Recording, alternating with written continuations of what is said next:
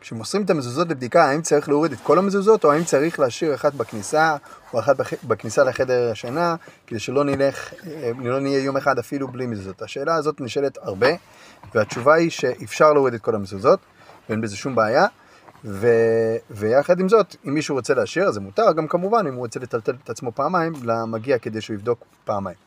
בכל מקרה, ידוע שהסגולה של המצווה היא העניין של שמירה. אז כמו כל מצווה היא כמובן מועילה ברוחניות, בגשמיות, אבל המזוזה כתוב עליה בפירוש שיש לה עניין מהותי קשר לעניין של שמירה. אז לכאורה, אם אני מוריד את המזוזה, אז אולי אני פוגע בשמירה, אז זה ככה, בגלל שאנחנו מורידים את המזוזה על מנת לבדוק אותה, אנחנו בעצם חלק מהמצווה. אז חלק מהמצווה, אז זכות המצווה עדיין נשמרת. אז אפשר להוריד בראש רגוע, להוריד את המזוזות. כמובן, אם שאתה יודע שמישהו לא בודק ויקח לו שבועיים לבדוק, אז זה לא דבר טוב. אפשר להביא לכל מגיע מקצועי תוך יום, לא צריכה להיות יותר מ-24 שעות בלי הבדיקה, לא צריך לקחת יותר מדי זמן. אם לא, אז תפנו אליי ותקבלו שירות הכי מהיר.